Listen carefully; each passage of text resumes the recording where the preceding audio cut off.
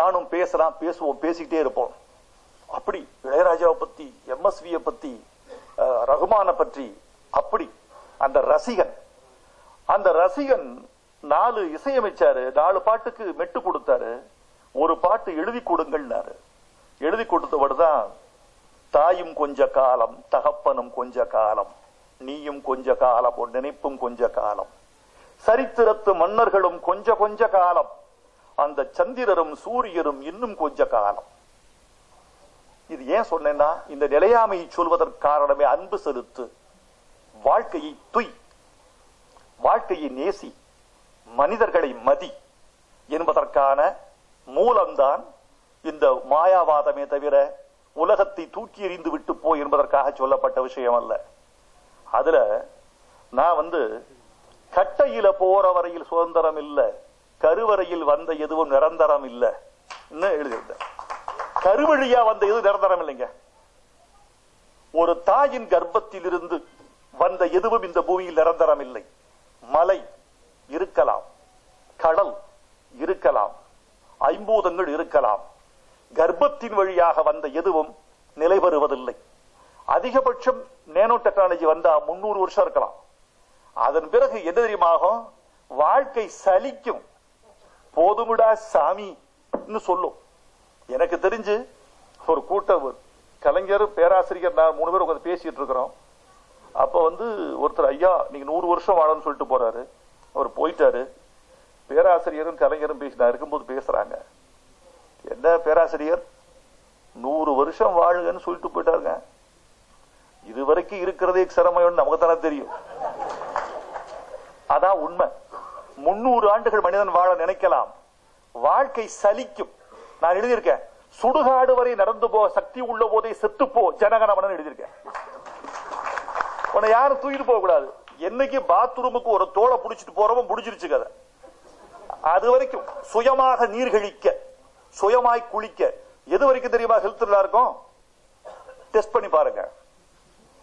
படுக்கையில் நீங்கள் படுத்திருக்கும் போது உங்கள் இஷ்டத்துக்கு புரண்டு படுக்கிற காலம் வரைக்கும் சூழல் நல்லா இருக்கும். குளிக்கும் போது உங்கள் உறுப்பின் எல்லா பாகங்களையும் நீங்களே தேய்த்து குளிக்கிற வரைக்கும் உடல் நல்லா இருக்கும். இவ்வளவுதான்.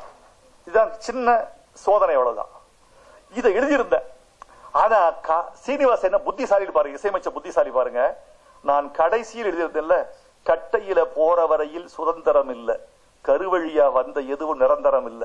இது பல்லவிக்கு கடைசியா வச்சிருந்தேன். புத்திசாலி அந்த 2 வரி எடுத்து மேல தூக்கி போட்டாரு.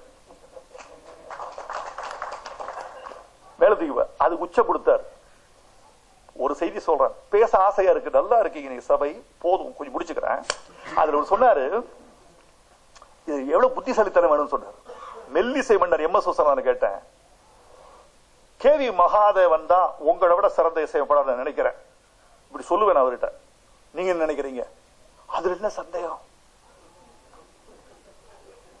அவர் சொல்வதனாலே உயர்ந்தவர் ஆயிட்டார்.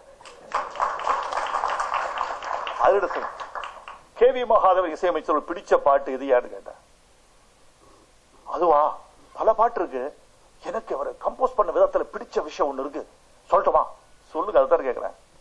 கடவுள் மனிதனாக பிறக்க வேண்டும், அவன் காதலித்து வேதனையில் வாட வேண்டும்னு பாட்டு. இது என்ன பெரிய விஷயமா? அது இல்லைங்க, கவிஞர் எழுதி கொடுத்துட்டாரு. கடவுள் மனிதனாக பிறக்க வேண்டும், அவன் காதலித்து வேதனையில் வாடவன் எழுதுறாரு. உடனே இவர் என்ன, கடவுள் மனிதனாக பிளேனை இசையமைக்கல, கடவுளுங்கிற வார்த்தை தனியா வச்சுக்கிட்டு எடுத்துக்கிட்டாரு. கடவுளை தனியா எடுத்துக்கிட்டாரு. கடவுள் மனிதனாக பிறக்க வேண்டும். ஏன்னு, கடவுள் உச்சியில இருக்காரா, மனிதனாக பிறக்கணுமா?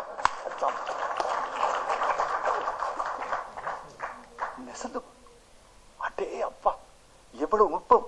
ஒரு இசையமைப்பாளனுக்கு மொழியறிவு இருந்தால்தான் இசைக்கு அவன் நீதி செய்ய முடியும், தமிழுக்கு தர்மம் காட்ட முடியும். அந்த இசை அறிவு இருக்கு. கட்டையில முதல்ல தூக்கி ஒரு சாமியார் பாடுற மாதிரி வச்சாரு, அதை உயரத்துல வச்சாரு, அது கீழே கொண்டு வந்தாரு. இந்த பாட்டு நீங்கள் பாடலை கேட்பதற்கு நீங்கள் பரபரப்பான வாழ்க்கையில் இருக்கிறோம் அல்ல வராம, நீங்க தயவு செய்து இலக்கியமோ சீமான் மாதிரி ரசிக்கணும். இலக்கியமோ பாடலோ கலையோ ஓவியமோ நுண்கலையோ எதுவோ நீங்கள் அந்த வேறு வரைக்கும் போய் ரசிச்சாதான் வாழ்க்கை முழுமையாகிறது. நம்மை பூரணம் செய்யத்தான் கலை பிறந்தது. மனிதன் குறைவுடையவன், இவன் ஒரு குறை பிறவி. இவனுக்கு எவ்வளவு தெரியும்? மிக கொஞ்சம் தெரியும். இந்த கொஞ்சம் தெரிந்த இவனுக்கு வெற்று பாத்திரமாக இருதயம் வெற்று அப்படி வெறுமையாக இருக்கிறது. அந்த வெற்று பாத்திரமாக இதயத்தை பூரணம் செய்ய வந்ததுதான் கலை, கவிதை, இசை, பாட்டு, ஓவியம். ஆணுக்கு பெண், பெண்ணுக்கு ஆண், பூவுக்கு வண்டு, வண்டுக்கு பூ, தண்ணீருக்கு மீன், மீனுக்கு தண்ணீர் எல்லாம். இந்த இசையை, மொழியை நிறைவு செய்கிற ஒரு பாணியை நீங்கள் முழுமையாக உள்வாங்கிக் கொண்டால் அந்த கலைஞரையும் மதிப்பீர்கள், கலையையும் நீங்கள் மதிப்பீர்கள். அப்படி பண்ணிருக்காரு ஸ்ரீனிவாஸ். ரொம்ப பண்ணிருக்காரு. 5 பாட்டும் மொழி வெளியே கேட்பது மாதிரி பண்ணிருக்காரு. எவன் ஒருவன் மொழி வெளியே கேட்பது மாதிரி இசைமிக்கிறானோ அவன் தமிழ் மக்களின் இதயத்தை சென்று அடைவான். இது எல்லா இசையமைப்பாளர்களும் முதல் 3 படத்துக்கு என்ன கேட்டுக்குவாங்க. 4வது படத்துல என் தொலைபேசி எண்ணை மறந்து விடுவார். நான் அதை பத்தி கவலைப்படுறதில்லை, போயிட்டே இருக்கும். சீனிவாசுக்கு முதல் அம்சலேகா வந்தா முதல் பாட்டு நான் தான், மரகதமணி வந்தா முதல் பாட்டு நான் தான், இந்தி இசையமைப்பாளர் வந்தா முதல் பாட்டு நான் தான். எல்லாருக்கும் நாயகர்களுக்கு, பல நாயகர்களுக்கு, சூர்யாவுக்கு முதல் பாட்டு நம்ம தான், விஷாலுக்கு முதல் பாட்டு நம்ம தான், எல்லாருக்கும் முதல் பாட்டு நம்ம தான் பாடணும், அஜித்துக்கு முதல் பாட்டு நம்ம தான் பாடணும். ஆனால் நான் வந்து அவங்க வர்றாங்க போறாங்க, அதை பத்தி கவலைப்படுறதில்லை. என்று கேட்டால் என்னை எங்கே விரும்புகிறார்கள், எங்கே தள்ளி வைக்கிறார்கள் என்ற விஷயம் மட்டும் எனக்கு புரியவில்லை. ஆனால் நான் அவளை ரசித்துக் கொண்டே இருக்கிறேன். இதான் உண்மை, இதான் உண்மை. அவங்க பாணி சரியா போயிட்டு இருக்கு. அது ஏன் திருப்பி வந்தாங்கன்னா வாங்க, வரலையா அப்படிதான். சீனிவாஸ், மொழி கேட்பது மாதிரி இசையமைத்துக் கொண்டிருக்கிறீர்கள். எதிர்காலத்தில் நிறைய படங்கள் செய்வீர்கள். நான் இணையலாம், இணையாமலும் போகலாம். ஆனால் யார் எழுதினாலும் மொழி கேட்கிற மாதிரி இசையமையுங்கள். தமிழ்நாடு உங்களை கைவிட. ரொம்ப மகிழ்ச்சி. நான் இந்த விழாக்களுக்கு வருவதெல்லாம் ரொம்ப சிரமம் தெரியுமா? ஒரு விழாவுக்கு வர்றதுங்கிறது மத்தியானம் 2 மணிக்கு மூளையில ஒரு அடிக்க ஒரு மணி, அப்ப இருந்து வேற வேலை ஓடாது. அதுக்கு பயணப்படுதல், அதுக்கு தயாரித்தல், நண்பர்களை விலக்குதல், எல்லாரையும் வந்து ஒதுக்கு செய்தல், அவருக்கு வண்டியில் உட்காருதல், அவரது வாகனங்களை விலக்குதல், வருதல் செல்தல், அவர் இங்க வந்து 30 நிமிஷம் காத்திருத்தல், பலருடைய பேச்சையும் செவிமடுத்தல், இப்படி நேரம். இதற்கு பிறகும் வருகிறேன் என்றால் இந்த மேடைகளை நான் நேசிக்கிறேன். காரணம், இவர்களை எல்லாம் சந்திப்பதற்கு எனக்கு இதை விட்டால் வேறு இடம் இல்லை. இங்கதான் நான் பாக்குறேன். சீமான பார்த்து ரொம்ப நாள் ஆச்சு. தானுசான அடிக்கடி பாக்குற விழாக்கள்ல இந்த பெண்களை யாரு தெரிஞ்சுக்க வேண்டிய, நடிகர்கள் யாரு யாரு எல்லாம், இந்த முன்வரிசையில் இருப்பவர்கள் யார், எத்தனை பத்திரிகைகள் வந்திருந்தார்கள், இதை வந்திருக்கு எல்லாம் தெரிஞ்சு. ஓ இவர்களா, இதான் நிகழ்கால உலகம். The you should know the contemporary world. இது மேல் நாட்டு ஒரு பழமொழி. You should know the contemporary world. நிகழ்கால உலகத்தை தெரிந்திரு, தெளிந்திரு. சொன்னாங்க இல்லையா, வைரமுத்து நோய் பாட்டு எழுதிட்டு இருக்காரு இளமையா அப்படின்னு. அதுக்கு வேற ஒண்ணும் இல்ல, வாழ்க்கையை நேசிக்கிறவன் இளமையாக இருப்பான். வாழ்க்கையை விட்டு வெளியேறுகிறவர் இளமையா இருக்க முடியாது. ஒவ்வொரு சனமும் தெரிகிறது நமக்கு. சூப்பர் சிங்கர்ல வர சிங்கர்ஸ் வரைக்கும் பார்த்து வச்சுக்கணும். இன்னைக்கு வந்து மலாலா தெரிஞ்சு வச்சுக்கணும் இல்ல, மலாலாவில் இருந்து ஒபாமாவின் மகள் வரைக்கும் அவங்க யாரு, என்ன, எங்க போறாங்க, வர்றாங்க, இதெல்லாம் தெரிஞ்சு வச்சுக்க வேண்டியிருக்கு. வாழ்க்கையில சின்னது பெரியது, புரட்சி, வறட்சி, பட்ஜெட் எல்லாமே எக்கனாமிக் டைம்ஸ் வரைக்கும் படிக்க வேண்டியிருக்குது. தினத்தந்தியிலிருந்து எக்கனாமிக் டைம்ஸ் வரைக்கும் படிச்சாதான் வாழ்க்கை என்னங்கிறது விலகிறது. ஆம் ஆத்மியில எப்ப பிரச்சனை வருது தெரிஞ்சுக்க வேண்டியிருக்குது. அதெல்லாம் தெரியணும். அவர் என்ன செய்ய போறார்? 24 மணி நேரத்தில் குடிநீர் கொடுப்பேன்னு சொல்லியிருக்காரு. அது சாத்தியம்.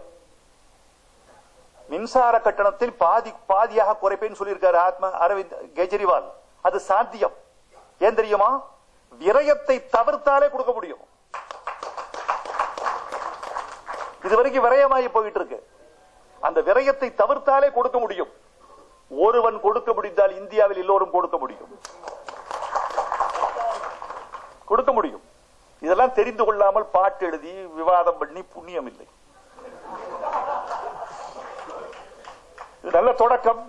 கங்காரு படம் நிச்சயம் வெற்றி. இந்த படம் எனக்கு ஒண்ணு தோணும் சார், அது ஒரு ஆங்கிலத்தில் இன்ட்யூஷன் சொல்லுவாங்க இல்லையா, அது ஒரு தோணும். பாண்டியநாடு ஓடுன்னு சொன்ன மேடையில வியாழக்கிழமைக்கு பிறகு வெள்ளிக்கிழமை என்பது எப்படி நிச்சயமோ அப்படி இந்த படம் வெற்றி பெறுவது நிச்சயம் மேடையில பேசுறேன். அந்த படம் வெற்றி பெற்று தோணும். இந்த படம் மரியாதையான வெற்றி பெறும் என்று நான் கருதுகிறேன். நன்றி அனைவருக்கும். இன்னொரு விழாவில் நிறைய சந்திப்போம், பேசுவோம். வணக்கம்.